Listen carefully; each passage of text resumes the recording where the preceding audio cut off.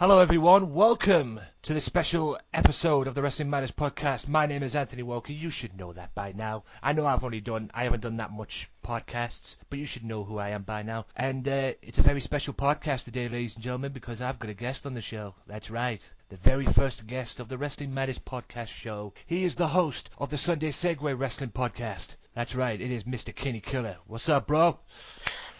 Woo! It's your boy Kinny Killa making his way to the Wrestling Matters podcast. What are you saying, boy? You good? I'm all good, brother. How are you? I am. I'm just glad that you, gave me the opportunity to be on your show, and I'm happy to be here. Always happy to help a friend out, make sure we shoot the breeze and talk wrestling. Yep. Hey, you help me out. I'm returning the favor, my friend. I'm returning the favor. Right.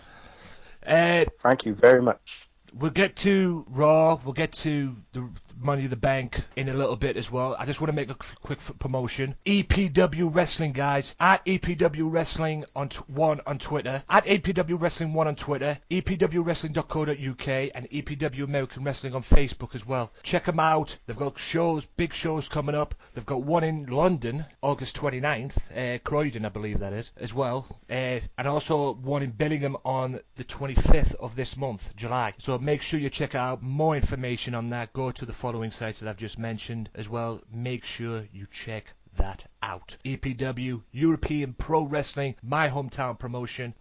My promotion based in my hometown of Middlesbrough, England. Make sure you check them out. They are on the rise. New breed. They're awesome. Make sure you check them out. Can't plug them enough. Anyway, I just want to get your quick thoughts as well, Kitty, on the Emma situation. Oh, God. Where do I begin? Right, listen. Emma, okay, I've been watching her since day dot. As soon as she came in, I knew who she was and knew all about her. Couldn't wait for her to get up to the main roster. As soon as she touched down on the main roster, what happened? Bullshit. That's what happened. And then, obviously, this is happening now. Can you really believe, all right, that this girl did steal an iPod case, okay, and didn't pay for an iPod case, seeing as obviously she's not rich or nothing, but she got peas, she got money, she got dollar, you know? And then you mean to tell me she's going to steal that? It's a mistake. It's a simple mistake. Exactly. That's exactly what it is, yeah. That's exactly what it is. You've got one thing on one hand with people saying, maybe she's a kleptomaniac or whatever. But then another thing, when she gets fired, you're like, wait a minute. Yeah. You got Cameron, right? You got Swagger. Yeah. You got how many other people that's got numerous DUIs, smoking weed, whatever. Yeah. And then this is, and she gets no way. So obviously she has to get reinstated. Yeah. But come on, man. Stupid, no. Yeah, common sense definitely prevailed after that as well, because she, as she just clearly said there, she definitely got reinstated back into the WWE. Although she will be punished for what's took place as well. What punishment that is? Quite frankly, if you ask me, she's already been punished hanging around Santino. Exactly. So she's already been punished hanging around that goof. So it's. But like I say, she's got to eat shit and like the taste of it, but I'm sure she'll bounce back. The main thing is she has to get away from Santino. As soon as she gets away from Santino, I might be able to take her seriously, because I can't take her seriously around Santino. No. Can't take her. Man, you can you take anyone seriously around Santino? Oh God, no, exactly. Yeah, but like I say, I hope it works out for her and everything. And also, one quick one, I'll do this now as well. What do you think of Kevin Steen signing? Listen, Kevin Steen, again, I don't watch much ROH, but when I do watch ROH, I like to watch Kevin Steen, because he's just, he's got that old school feel to me, just a straight brawler, and obviously I like the ROH touch. I like that, it's all about wrestling.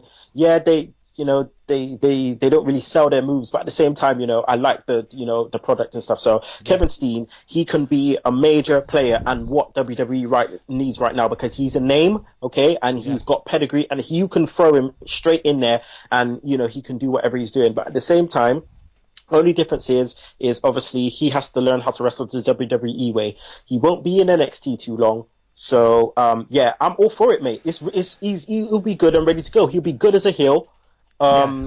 Because they're lacking on heels right now, aren't they? Yeah, you're not kidding. Like you say, you've just made it spot on there. He would be the perfect heel for WWE, considering what he's done in ROH. I mean, he was Jim Cornette's pain in the ass in Ring of Honor, and he drove him so far up the wall, I bet Cornette couldn't think straight. And like you say, he'd be perfect for a heel, a big, huge monster, psychotic heel. And just making guys tap out, all that kind of stuff. Yeah, making guys tap out, all that kind of stuff. Oh my God! I mean, my mouth waters of the fact that he's coming to the WWE. What they'll do with him, I don't know. But my concern is what they, will they make a complete idiot out of him? That's my concern. Like, I hope not. I hope not too. God willing, I hope not too. But with WWE, you're like freaking goofballs. Right.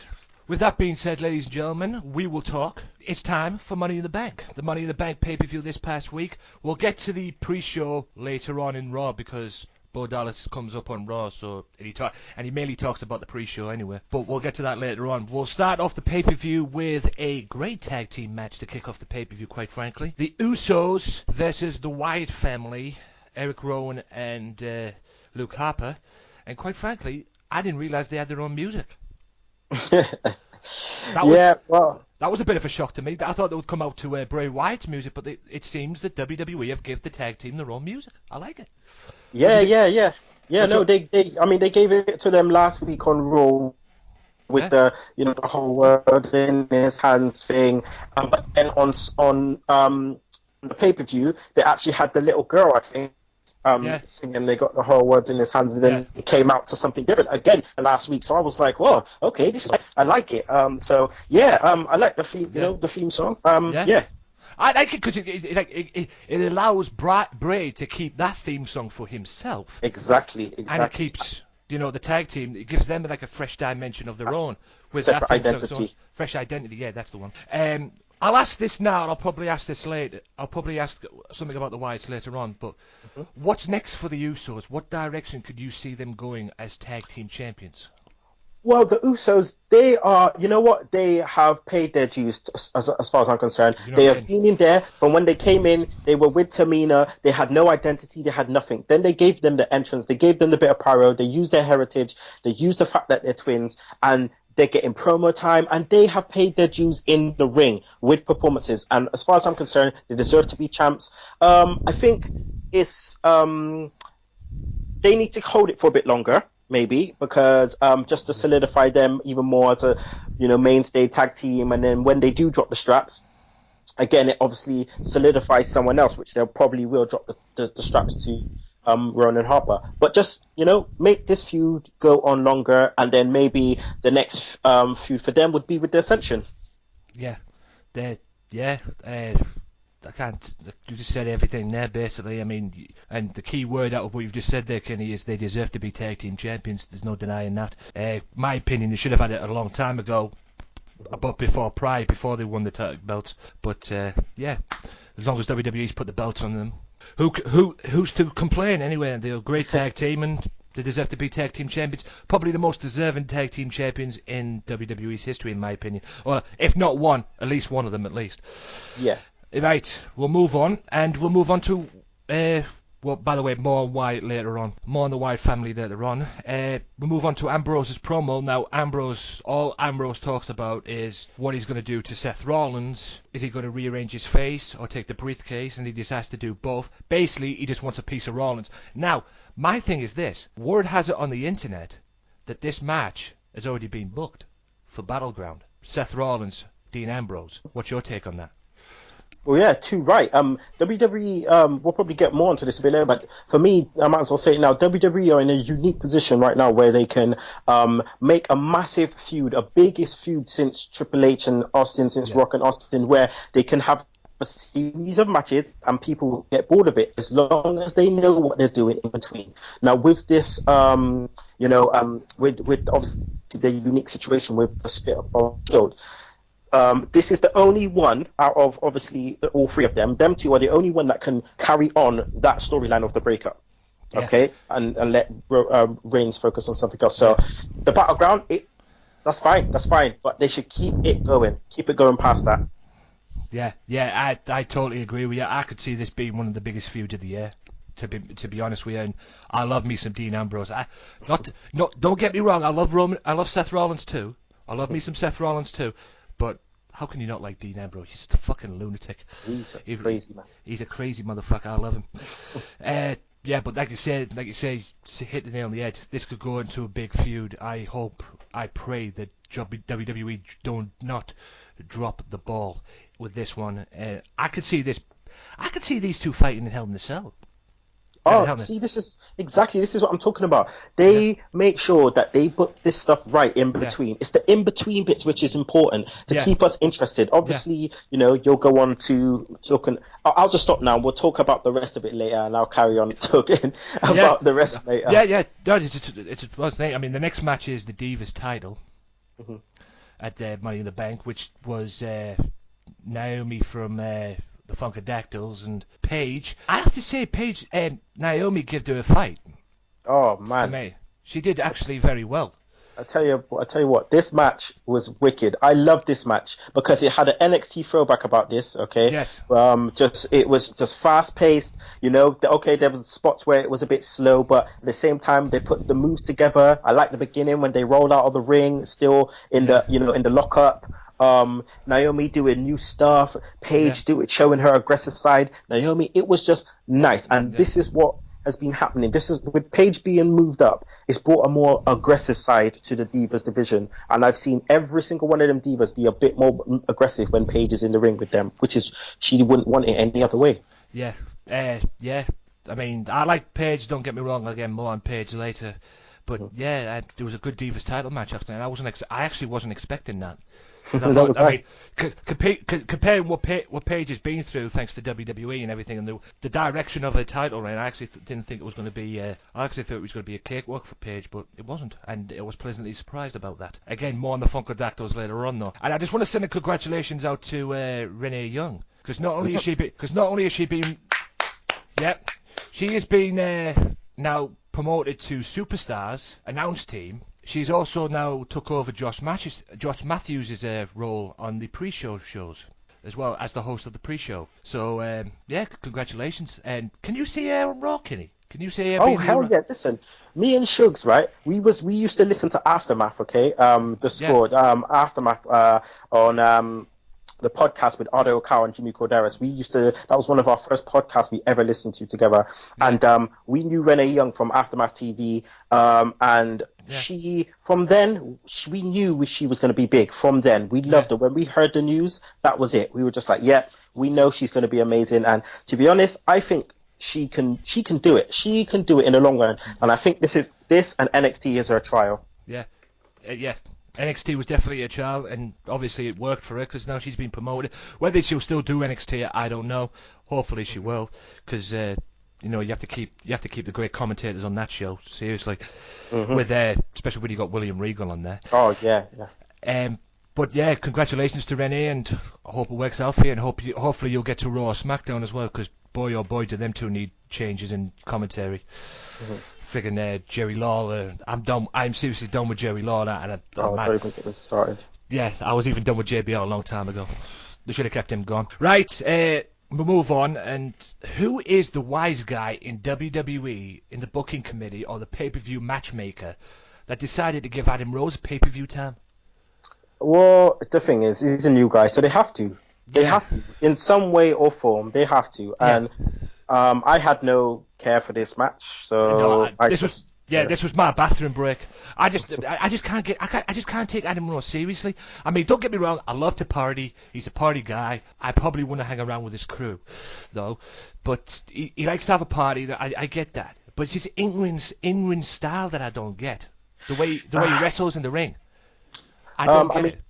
I've been watching him since he was obviously Leo Kruger in FCW when he was FCW champion, and he deserves his time on the roster, no doubt. No doubt. For long. But my problem is WWE is thinking too gimmicky at the moment, and they're not thinking about the future properly. They're not thinking about who can actually get over as, you know what I mean? Who can actually properly get over as main eventers, because they're lacking in it, and that's what they need to be thinking. Absolutely dead on point with that one. And again, more on Damien Sandow later on Raw. Good grief. Anyway, we'll go now to the Money in the Bank contract match. Thank God we had this on the pay-per-view. Oh, tell me about it. Yeah, because the pay-per-view nearly was almost a clusterfuck. But Triple H smartened up and booked the match. And it was, in my opinion, it wasn't much about this match. But this match was built around Seth Rollins, Dean Ambrose, for me. And thanks to the big red brown noser, Seth Rollins won the match. Which to me, this was, I don't know about you, Kitty, but this was an awesome match for me. I mean, Money in the Bank matches are awesome matches, come what may, but Kane spoiled it at the end for me. What do you think? Yeah, the match was amazing. Best match of the night. And it got flat when Kane came in because of what happened. The one thing that I took out of it was, obviously, like you said, it was Ambrose, all about Ambrose and Rollins. The one thing I took out of it was obviously the fact that Ambrose is gonna be a massive part in the WWE's future.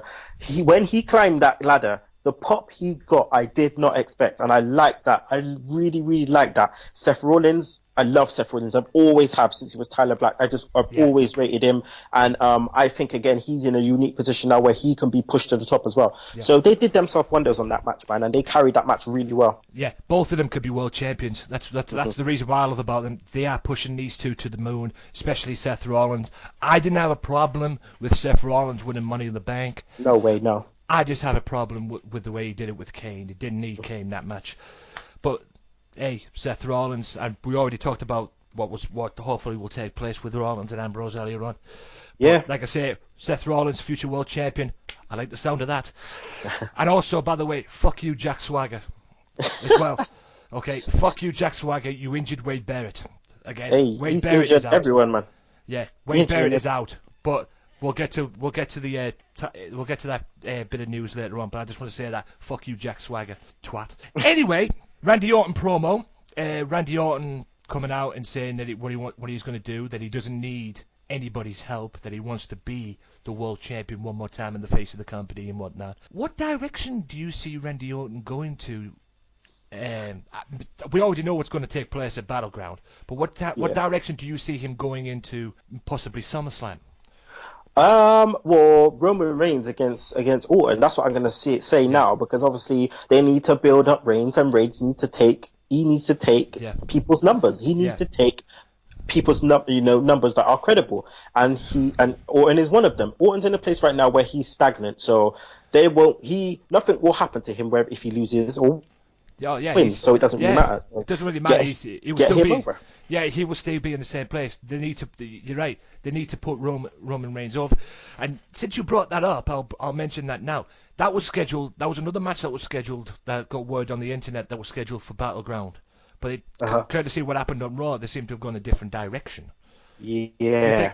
Do you think it's better to go with that one at SummerSlam than Battleground, or would you rather see that at Battleground than SummerSlam? No, SummerSlam. Yeah.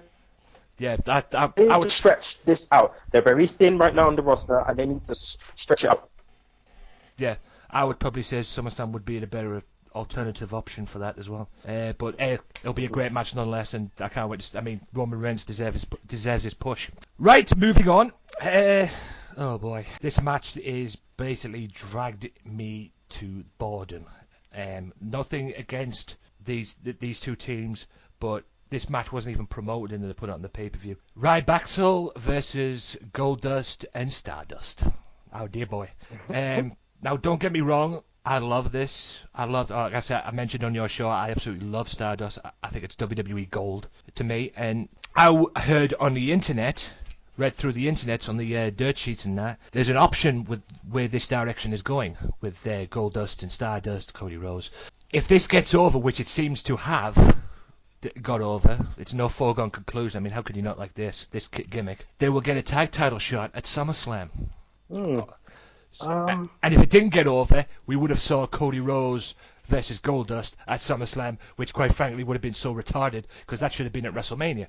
But to be honest, it can still happen, and I'll tell you why. Because if they use this now as a sole purpose to make the heat even more when they do break up, imagine this.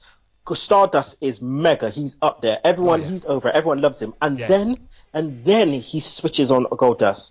Because they know they missed the point the last time, and this is the only way they can do it properly again. And I'm all for it, as long as but they have to do it at SummerSlam. Yeah, I like that. I like that idea. He plays this gimmick. Yeah. I like the way you went with that. He plays the gimmick and everything, plays it for a couple of months, and then one match, turns on Goldust, and then Cody Rhodes is back, and then we'll go lead into SummerSlam as well. I like that idea, actually. That would work a treat. But we'll have to wait and see on that one. But anyway, like I say, I've got nothing against Stardust. Stardust to me is WWE gold. Love it. Love him. Right, moving on to something that finally ended, because it was boring the hell out of me, but finally it's ended at this love triangle between Fandango, Layla, and Summer Rae. My question to you is what did you think of the match? It was nothing. Yeah, it was a nothing match for me too. It was a nothing match. I mean, I can't say anything. I didn't like it. I mean, Layla, I don't know why she was off. It seems like she was off because she had a boob job, maybe. I don't know. But she's been off, and she's just been like, okay, who's Layla? You know, she's always annoyed me because she's British and she's an American. She's trying to chat like she's from America, and I don't like that. But I just nothing. It's just a nothing match. It's a filler. Who's it for? Because it's not me. Yeah, but at the end of the day, thank God it's over, because now hopefully Summer Rae will get the point, and now Layla's with Fandango, and that's what she has to get used to. Summer Rae, that is. She has to get used to. But anyway, we'll move on. We'll move on quickly, because like you said, that was a nothing match for me. I want to applaud this next match. Finally, they gave Rusev something to do. They finally gave Rusev a test, because I actually liked this match with Big E. This next match with Big E, because these two had a fight, and finally WWE said, Big E, go out and test him, because he got tested, and especially the one spot in the match, which I'm sure I'll let you discuss in a second, the proverbial spear through the second ropes. When he stood on the apron, the Mick Foley spear at WrestleMania on Edge through the flaming table. Rusev took that, and friggin' hell, oh my God! I thought Big E killed him, because Rusev. It looked like he knocked the wind out of Rusev. I thought Big E killed himself. He looked like he busted his head on the floor. But I like the way that they went for it the first time, and Rusev kicked him in his face, and you know he stopped that, which was good. This match was good, and it was good for Rusev because it was a fight. It looked like a fight. They looked like they'd been through the mill. I mean, Rusev was bleeding from his mouth. It looked like a fight, and I like that, and that's what we needed from him to look strong, for Big E to kind of look strong again. It was a good match, and I'm glad that it was the right outcome also.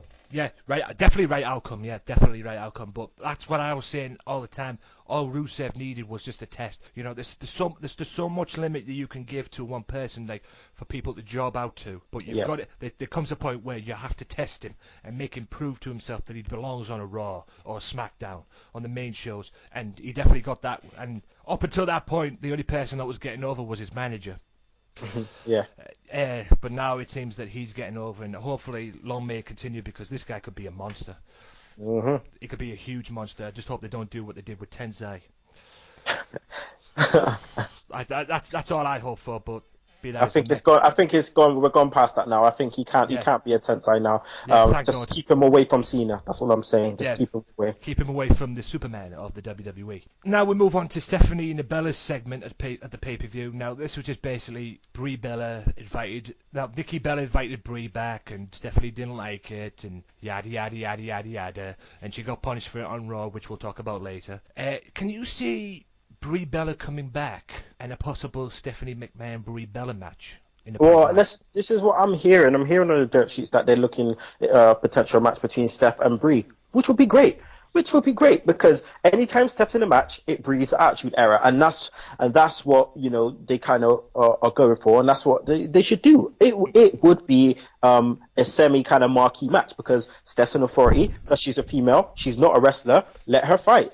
That would be good, and she'll be fighting for her job back, and Brie will win, and that is the best way to do it. And I'm glad that they this is kind of in the pipeline, but who knows? Things can always change in WWE. Yep, you got that right. Considering where sometimes I wonder if WWE has a direction half the time, but hopefully that will work on in the pipeline. And now we'll go on, and from that we'll move on to the world title match, the Money in the Bank world title match, and I don't know about you, but I don't think this was as good as the contract match, the Money in the Bank contract match. But everybody knew what was going to happen at the end if you read the dirt sheets and everything. John Cena won, new World Heavyweight Champion.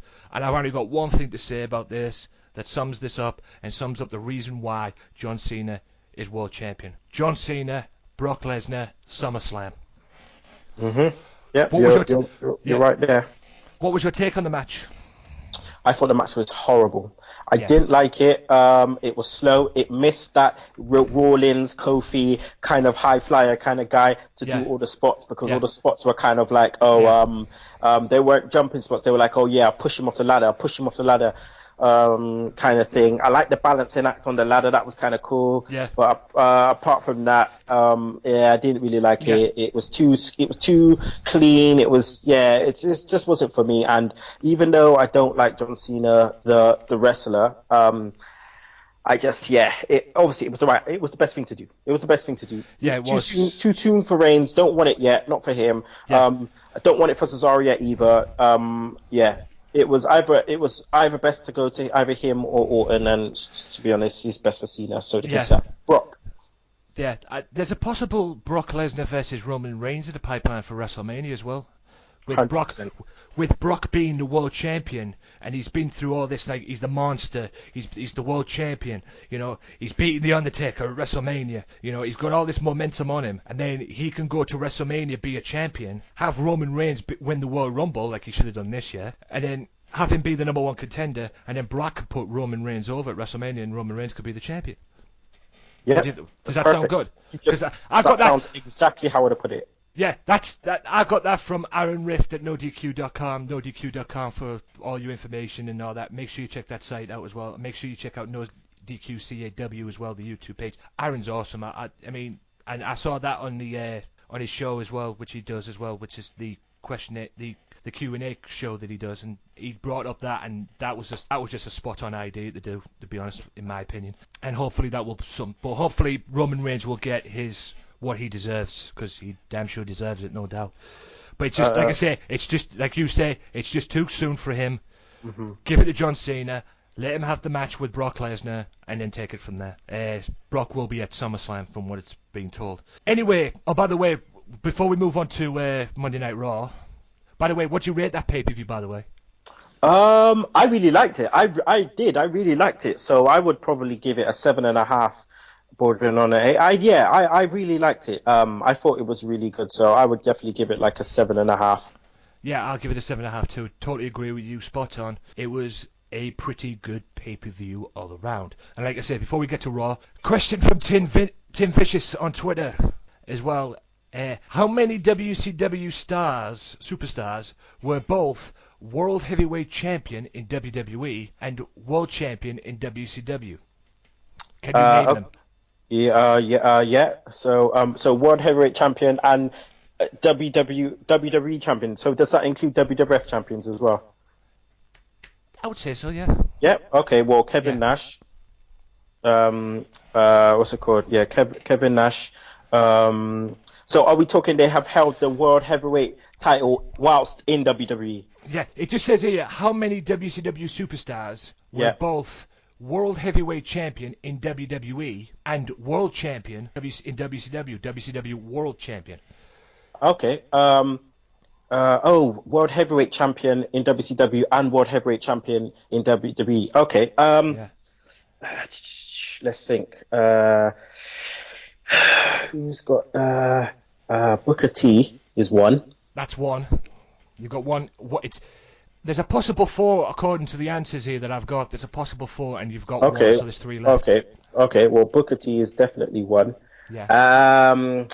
WCW. Not DDP.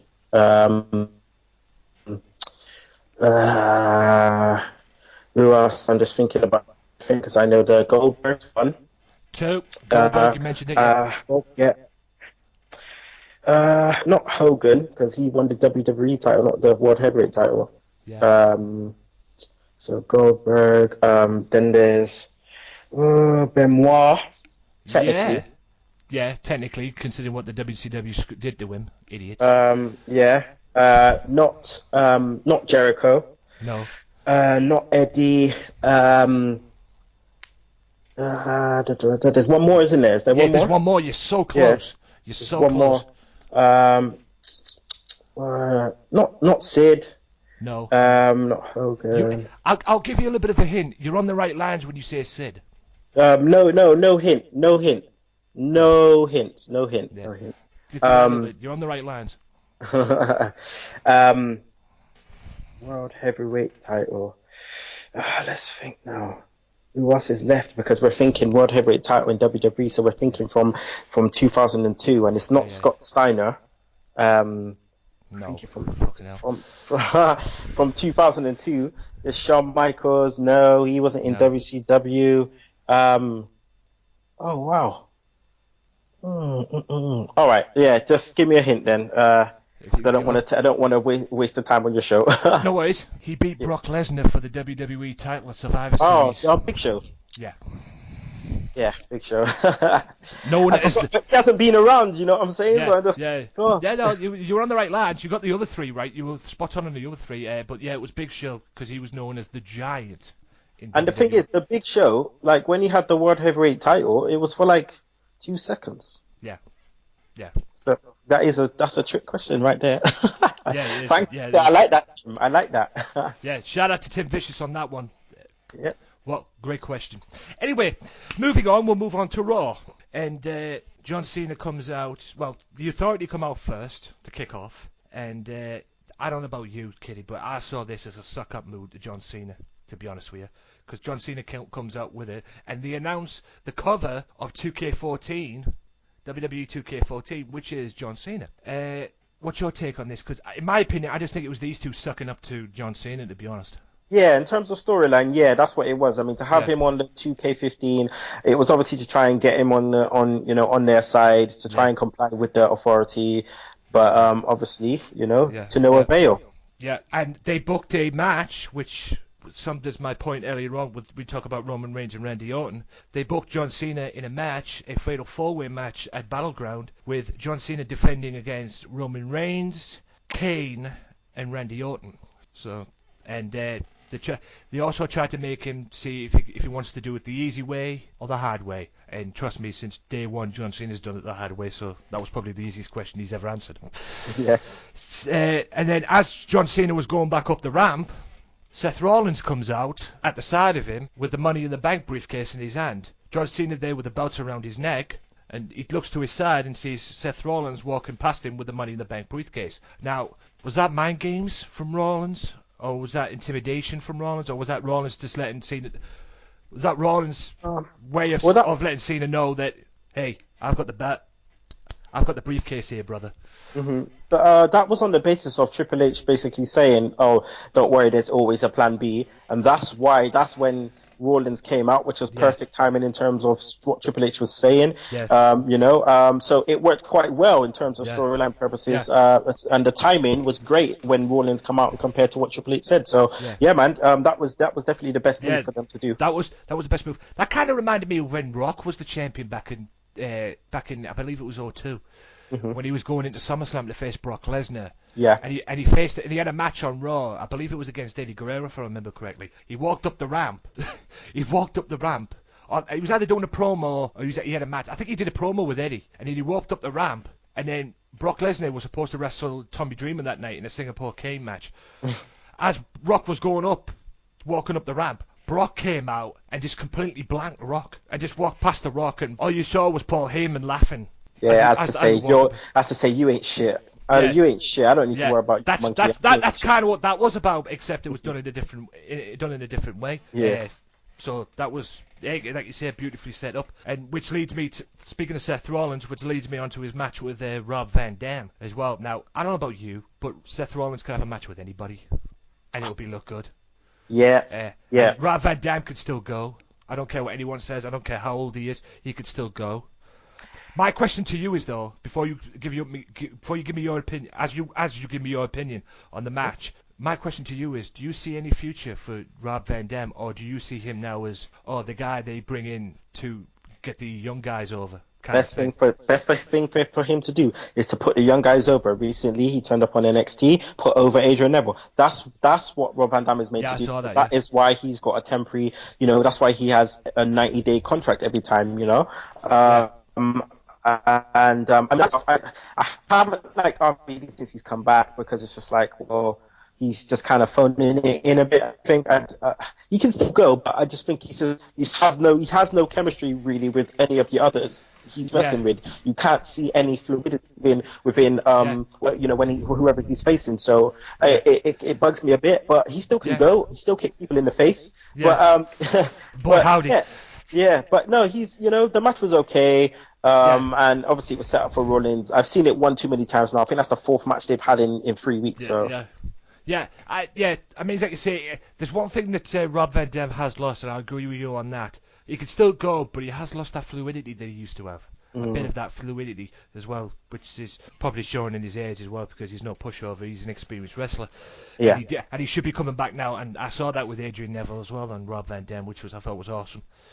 Him doing that as well, because Adrian Neville is the future of the WWE, in my opinion. And that's obviously Seth beat Rob with the curb stomp, peace of mind, whatever you want to call it. And then he cuts a promo and gets interrupted by Ambrose. And Ambrose comes on the promo and says, anytime you attempt to cash that briefcase in, I'm going to be there to spoil it for you. What's your take on that? Right. Now, this is what I was talking about in terms of the unique situation, because WWE have knocked this out of the park. With this step right now, in terms of Ambrose saying that wherever Rollins cashes it, he's going to be there. They can make it as comedic as they want. They can make it as serious as they want. This prolongs Seth Rollins holding the briefcase, thus prolonging the feud between him and Ambrose, which needs to be done. Rollins isn't ready yet. Keep it going. And yeah, just keep it going. Just keep it going. And it just makes each time he tries and cash it in just that bit different, that bit unique. And yeah, we can have Ambrose coming from the Titan, coming from the ramp, Ambrose coming from through the ring, Ambrose coming from the crowd, Ambrose nowhere to be seen. He turns up in a car, runs through the thing. You know what I mean? Get people to love him. Get people to pop for him wherever he turns up. That's what needs to happen. I think they're already doing that, to be honest with you, with Ambrose. I mean, Ambrose is just fucking, god damn, he's awesome. Love it. And Rollins is awesome too. And like I said earlier on, this could be the feud of the year for me if WWE do this right. And what they're doing at the moment is spot on, and long may it continue. Moving on swiftly now to Rusev. He comes out, does his promo with the Russian president, prime minister. Yeah, and beautiful manager there. Yeah, good grief. She doesn't even need to wrestle. She could just get over like that, man, for real. But this time, as that was happening, he was interrupted by Jack Swagger and Seb Coulter. And obviously Seb being an American and everything hasn't took too kindly to what has been said, and Lana bashing the American country itself. Can you see a match between these two, and would it be good for Rusev? I think it would be good for both, to be honest, because again, Swagger's a bit stagnant, and now his character and Zeb Coulter's character, they've kind of come into fruition, like they've come to the right spot where they're kind of almost meant to be, which now kind of puts him in a babyface position, which works now because it's in context with each other. So Zeb Coulter is preaching America, Rusev is slating America. Yeah. Bish Bash Bosh do the damn thing. So as far as I'm concerned, it's perfect. It's right for Rusev, and it's right for Swagger. Swagger could, we've never seen Swagger as a babyface, so this is definitely the right thing.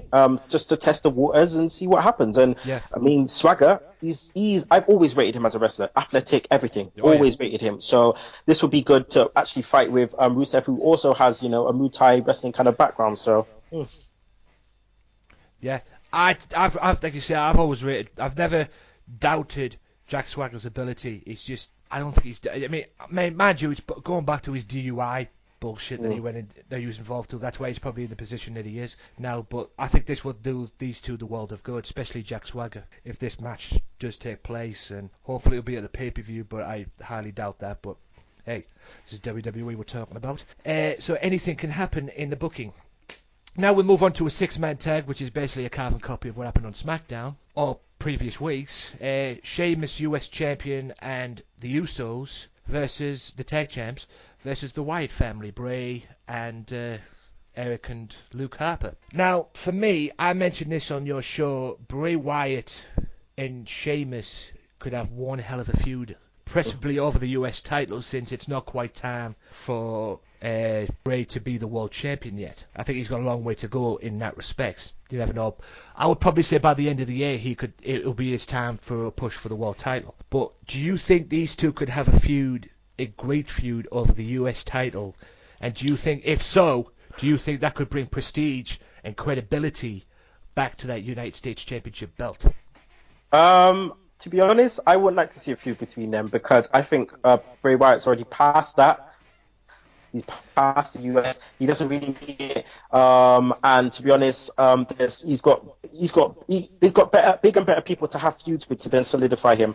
He's already wrestled with Cena, so it's kind of like why go back down to Sheamus. It's a bit weird. So I think that they shouldn't feud. I think the right feud for Sheamus after this is with Rusev because we've talked about it on on the segue. Rusev should beat him for the US title. Rusev. Yeah. Obviously the gimmick about the hating US should have the US title and change it to the Russian title or whatever he wants to do. Put the Russian flag on the belt, whatever.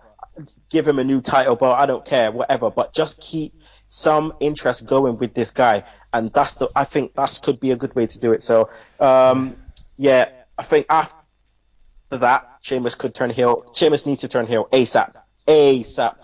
Yeah. Because I prefer him as a heel, to be honest. Yeah. I think it's time. I mean, I don't care. Sheamus is a heel. Sheamus is a babyface. I've mentioned this a few times as well. At the end of the day, the guy could fight, and I like that about the guy. But I think it is time for him to have a heel run. Go back to that monster that he was when he first came in. The guy that put John Cena through a table. Yeah, I think he really needs that. And like I said, I mean, my mouth watered when you mentioned Rusev versus Sheamus. That would be, I mean, if you thought Big E was a test, Jesus Christ. But like I say, I agree with you with Bray Wyatt, and he seems to be over with the universe as well. I don't think the universe care too much about Luke Harper and Eric Rowan. I wouldn't say that. I wouldn't say that about Harper. I think a lot of the universe have a soft spot for Harper right now because this guy is just, for me, he's my one to watch right now. I just love watching him every time. Yeah. No matter how many times he faces against the Usos, I love it. Yeah. The Usos bring the best out of him. Yeah, I like that. Yeah, I will say. Yeah, you bring up a good point there. The Usos do bring the best out of Rowan and Harper, no doubt about that. I'm just wondering though, if Bray Wyatt, if the Wyatt family is supposed to be this established, stable heel. Mm-hmm. Would that be, and Bray's obviously over with the fans, and there might be some soft spot for Harper as well. But Harper and Rowan aside, Bray's over with the Wyatts, with the universe as well. Do you think that could jeopardize the Wyatt family in the near future, or do you think they're as solid as a rock? I think they're solid. The split doesn't really work because they're meant to be heels, so the split means a split for someone to come babyface, and I don't really see where that can happen in the contract. So, if they turn face, or if one of them, I don't see them turning face. They can't really. They shouldn't turn Bray Wyatt face. They should keep on making sure that they keep him as a heel. They should keep on making it known that he's a heel by him doing certain antics, and they need to keep doing that because they're low on heels. And there's no need for him to be a babyface right now. Yeah. Obviously, the fans can't help who they like, so... Yeah, exactly. It's got to a point nowadays in wrestling where if you were heel, the fans will still cheer you. That's happened in the past with Randy Orton, with The Undertaker, and people like that as well. The fans will still cheer you. You have to do something. To be a heel, you have to take getting heat to the extreme, so to speak. Mm-hmm. If you want to be a heel, to really make the fans hate your guts. But it's like you say, Kenny, you're spot on. It's got to a point now where not only do the fans cheer the baby faces, if they like the heels, they'll cheer the heels too, which is kind of a mess up, but hey, it is what it is. We'll move on to, I don't think there's much to talk about with the Nikki Bella Stephanie interview, because basically it was just Stephanie punishing Nikki for the previous night, inviting Brie back, and she books her into a 2-on-1 handicap match with the Funkadactyls. And then after that, it's the limo arrives which we'll talk about later because we'll find out who it was later. I want to talk about the Bo Dallas thing. Now, at one point for this Bo Dallas promo, I actually thought it was Chris Masters. The way he was stood on the way he was on the ramp. I thought I'm watching it on the thing. I'm like, for fuck's sake, is that Chris Masters? No, I'm like, oh my bad, it's only Bo Dallas. But he was talking about the pre-show where basically he tried to make Daniel Bryan believe, so to speak, and then Daniel Bryan made a complete idiot out of him, basically telling him to bow and leave, as in leave the ring. And he just said you could still make it if you believe. I mean, do you really get this guy? I mean, you talk about gimmicks early on with Adam Rose. I mean, this guy's a great wrestler because he's a former NXT champion. He's proven that, and he's proven, in my opinion, he deserves to be on Raw or SmackDown. But I can't take this guy seriously. I mean, his finishing move is Stratisfaction. All right, I'm going to have to disagree with you on there because for me, I don't rate him in the ring at all. Even from NXT, I don't rate him in the ring at all. There's others in NXT that are better than him in the ring that should be on there. But his gimmick is growing. His gimmick is growing on me. In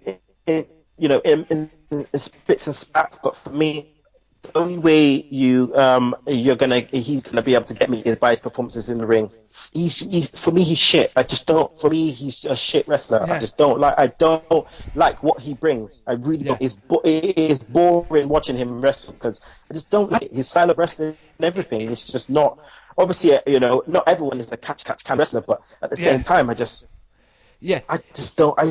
like it. There's nothing unique. He's just a generic. He's so generic. It's like wrestler A and wrestler B. Just put trunks on him, and he's just a generic guy. He reminds me of his dad, except for obviously he's got a gimmick. But yeah. I mean, like I said, I've never liked his wrestling. Well, I've never seen him that much on NXT. It's just his wrestling ability in the ring which gets me. I mean, I don't like it. I mean, I'm with you on that. I don't like it. I only like it. I only think he's an established wrestler because he was NXT champion, and you have to. And he obviously done something right to get that belt. It's the name, bruv. He's a rotunda. That's why. I suppose. Yeah. I mean, Mike Rotunda is a future Hall of Famer, so yeah, I suppose that's what it is at the end of the day. That's why he got the push and everything. But I can't take it. Put it this way, yeah. Right, you see where Bo Dallas is? Forget about the gimmick, but just Bo Dallas himself. If Richie Steamboat was there, that's where Richie Steamboat would be right now. Yeah. That's it.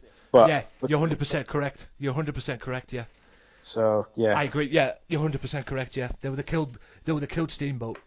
They would have killed him, and I don't think his father would have took too kindly to it as well. But like I said, I'm with you on his wrestling ability. I can't take him seriously, and how could you take anyone seriously when his finishing move was made famous by a diva? I mean, don't get me wrong. One of the greatest divas of all time, but it doesn't work on a guy, in my opinion. But hey, that's it for it. That's what it is. Now, I've got nothing much to talk about with the Nikki and Funkadactyls 2-on-1 handicap match. But the only main talker point is and for what it seems on Dirt Sheets as well, is these two are splitting up. The Funkadactyls are no more. Yeah. From what it's supposed to be. Funk is no more. Or Funk is not on the roll, so to speak. And it seems that Cameron, the one who was outside, was that Naomi who wrestled Paige? Yeah. Cameron on the outside is turning heel, from what it seems. I mean, she was laughing at Naomi getting hurt at the pay-per-view and all that. She was smiling when Paige was in Vantage. Do you think it's... I would imagine this is probably a stupid question, but would you agree that it's probably jealousy? Yeah, that's how they're putting it in terms of the storyline. I think this is a perfect idea. It's the right time. There's no Brodus Clay no more. Yeah, exactly. Xavier Woods is whatever he's doing, and it's time. And Naomi needs to be focusing on being her person now because she's got the skills to do it. And to be honest, Cameron could be a really good heel diva, like not necessarily in the ring, but just in her persona.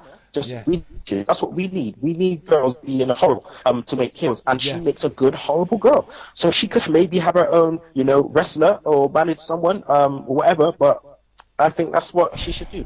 It's 100% correct. And like I said, it's amazing the Funkadactyls have lasted this long, to be honest with you, since Brodus and Tensai went their separate ways. But Time will tell what will happen on that one. Now, I'll move on to Wade Barrett news. For those of you that don't know, Wade Barrett is injured. He's done his shoulder in thanks to Jack Swagger's clothesline on SmackDown, and he's going to be out for 6 months. So at Battleground, it's going to be a battle royal for the vacant Intercontinental Championship belt. My question to you, Kenny, before we move on to Cesaro and Kofi is, who do you think would be the next Intercontinental Champion, or who do you think should be the Intercontinental Champion that will fill in Wade Barrett's shoes?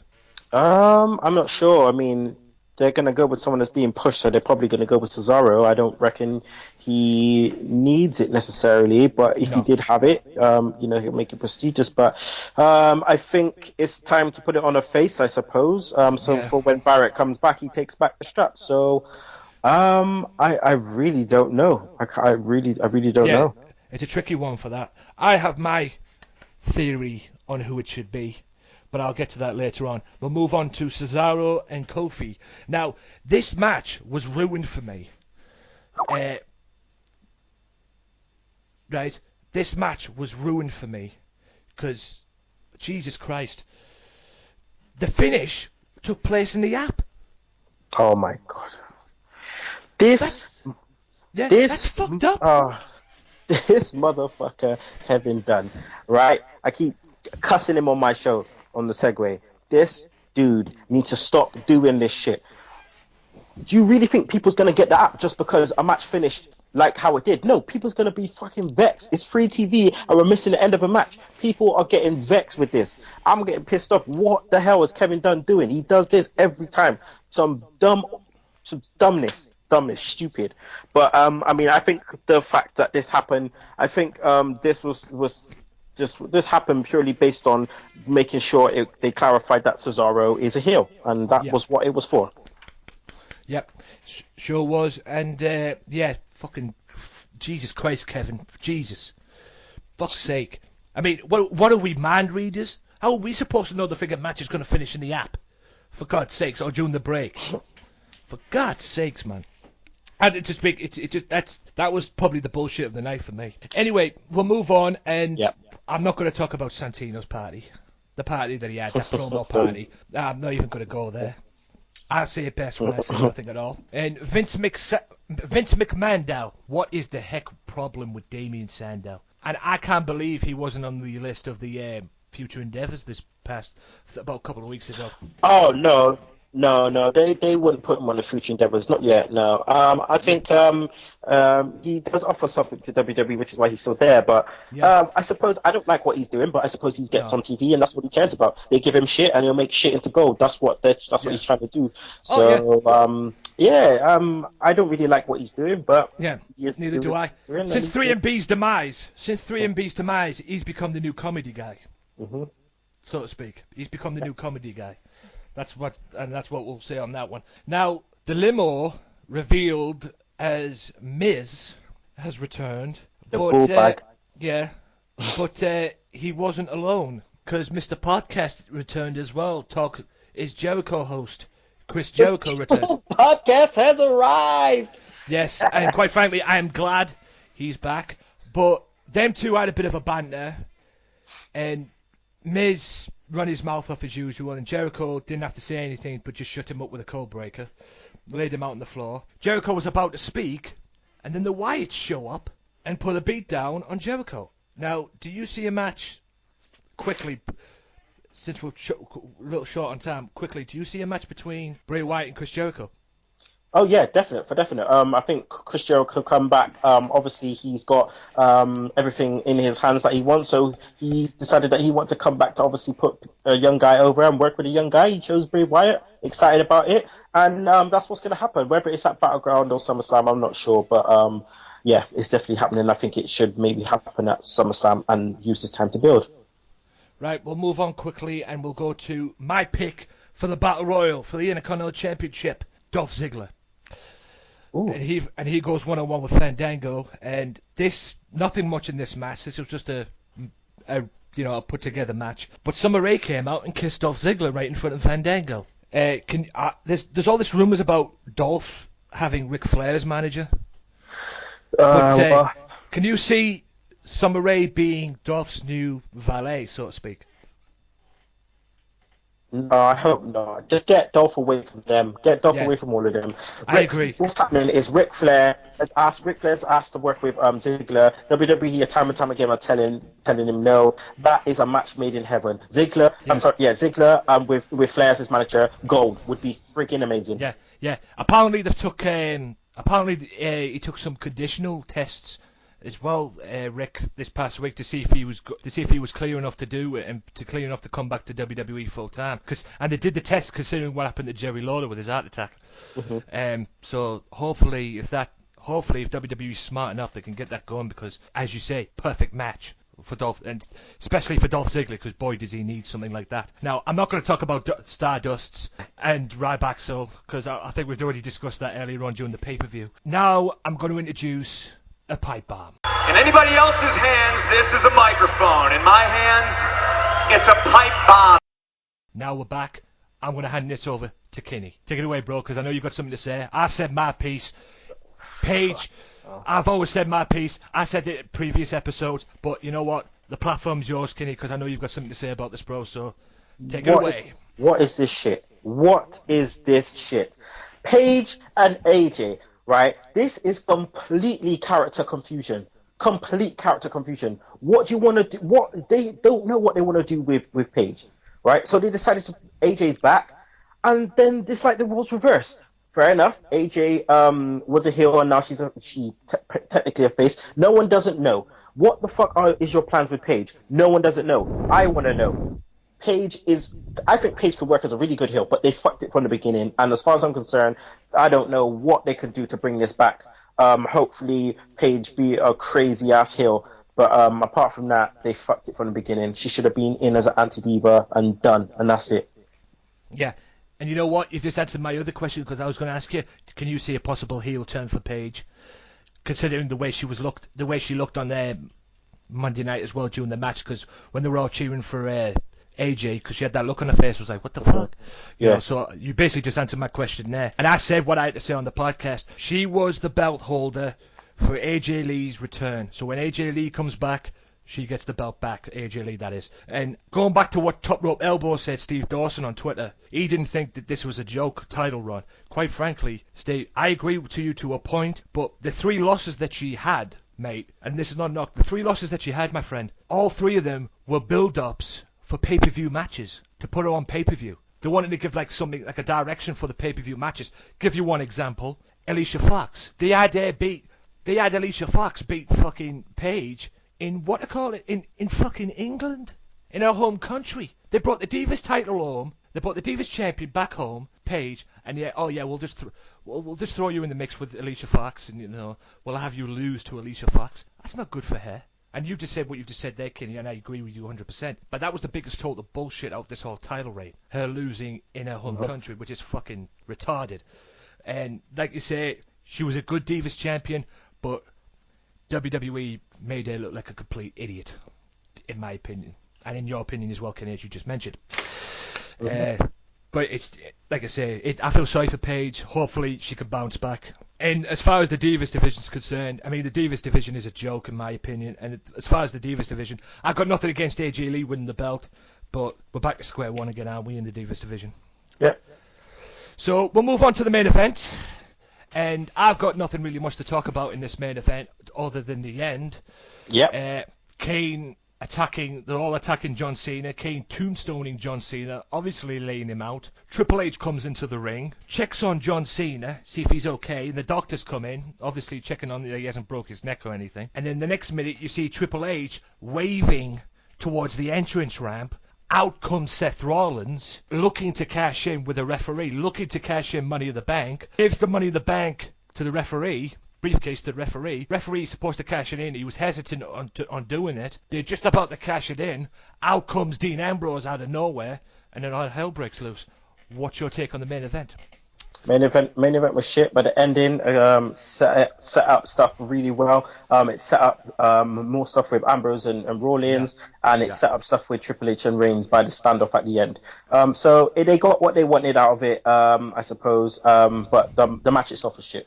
Yeah, pretty poor main event in my opinion, and as well as yours.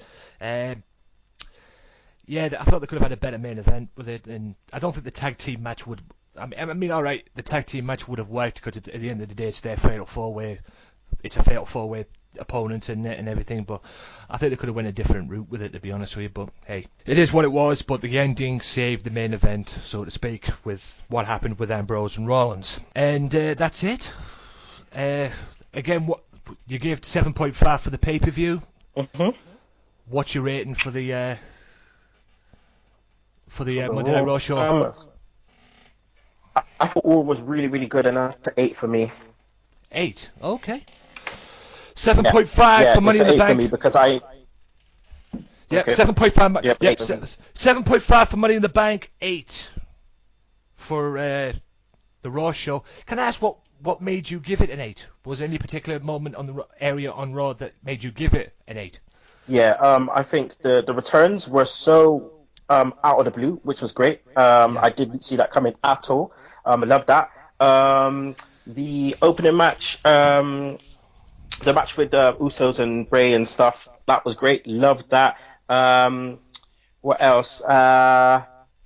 Seth, RVD, I think that's the interaction between Seth and Ambrose. Loved that. Yeah. The whole swagger thing as well. It just made it a bit interesting, and it's just in terms of the directions of other people, which has made it interesting. So I thought Raw was really good. And they've kept it going. They've kept it up in the last 3 weeks. Yeah, it seems the booking direction is going good in WWE compared to TNA. Yeah, and I like the way everything's going, especially with the Ambrose, and like you said, I'll give it an 8 as well because I actually enjoyed it myself, and I found myself enjoying a lot of Raws these past couple of weeks as well, which is stupendous because I find watching Raw is better than watching SmackDown as of late. But less said about that, the better. And that's it. That's all the points we've done and everything, and thank you for your opinions on that, my friend. And now I'm going to hand it over to you because I'm going to let you explain what is Sunday Segue Wrestling Podcast and the new roundtable show that you do for the people who are listening to my show that don't know who you are, basically. So take it away, my friend. Okay, I'll do it as quick as possible because I ain't got a lot of time. But yeah, it's your boy Kinny Killa, my partner in crime, Ish the Gal Dem Sugar Shugs. We run the Sunday Segue Wrestling Podcast. You can catch it every Sunday on all of your media outlets, Facebook, Twitter, iTunes, YouTube, yada yada. What we do is we do our own scope on Raw, a bit of SmackDown with a whole lot of banter, a whole lot of laughs. It's the voice of the voiceless podcast. Basically, we use it to allow people to come on, fans. Have a voice and say what you're thinking. Don't be afraid to be a wrestling fan. Come on the Sunday Segue and speak your words. Also, we have the Retro Roundtable where we look at old school pay-per-views for all your old school fans out there. Starting with Royal Rumble 91, we just did episode 2, which was WrestleMania 7. We will go in order, and we will continue to have guests. So it's just a chance to relive memories, a lot of memories from when we were younger, and just shoot the breeze, talking old school. You can find us on Twitter. That's at Sunday Segue. Segue spelled SEGUE. Please also email us sundaysegue@gmail.com. Just holler at your boy and let's get the shit done. Yeah, and I hope to be on them roundtable shows episodes as well very, very soon as well. I like. You will. I'll just give a quick shout out as well to Max Wrestling Magazine. There are partners in crime. We work together to make sure we bring you the best news possible. Max Wrestling Magazine, that's at Bazzy Brand, at Craig Phoenix. They do the damn thing. Make sure you check them out.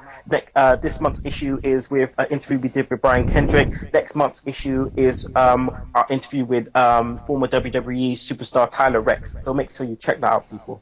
Yeah, make sure you check it out. You heard the man. And also make sure you check out as well. I'll give a quick shout out as well to two people that I have great respect for. Darren Dyer, Axel Mulligan. Check out his YouTube podcast show that he does. He does it on NXT. It's called Axel's Analysis. Links will be in the description if you see this on YouTube with the YouTube thing and everything as well. And like I said, I'll put all the links as I can as well, and hopefully you will send me some links during on the Twitter and the DM as well, so I can put into the description as well on Twitter. I put all the links in the description as well through these shows. Make sure you check out Axel's Analysis. It is a great show. It's probably the number one show in WWE at the moment, in my opinion. NXT. He does it. He analyzes it and gives his opinions on it and does it very well. Also, make sure you check out Tim Vicious as well. Vicious Rants. And Tim, I know you're probably listening, bro. thank you so much for that question as well, which was an excellent question. Yes, it was. And make sure you check out Tim Vicious as well, Vicious Rants. He does a great job as well, and very entertaining too. And also, like Kenny said, make sure you check out the Sunday Segue Wrestling Podcast. And also, there's one thing you forgot to mention as well at that Sunday Segue Wrestling Podcast as well. Besides all the banter and all the good stuff else you do, they also do a Beat the Clock tournament. yeah, and, which is in the middle of doing as well, which I had to go at, and I messed up big time, even though I gave him a run for his money. Right, Mike Rodriguez. But yeah, you just do your thing, guys, and it's absolute been a pleasure. And not to wrap. Yeah, thanks for having me on. I'm going to wrap it up right now because you got to go and do your personal stuff and do your business and take care of that business as well. Yep. So, Kenny, thank you so much for coming on and being my first guest. Hopefully this won't be the last time you'll come on. I'll make sure it won't be. And hopefully next time we can get Suggs on as well, next time round as well. Suggs, you're more than welcome to come on anytime. Just holler at Kenny and holler at me as well. You got me on, well, I followed you on Twitter, but I'm still waiting for you to follow me back. But just get me through Kenny as well. I'm sure he'll help you out as well on that one. But you're more than welcome to come on the show. Personal business comes before stuff like this. So you've got to take care of that business first. And like I say, Kenny, thank you so much. Thank you so much for coming on. I've been Anthony Walker. He's been the one man with no Instagram, Kinny Killa. Until next time, ladies and gentlemen, thank you and goodbye.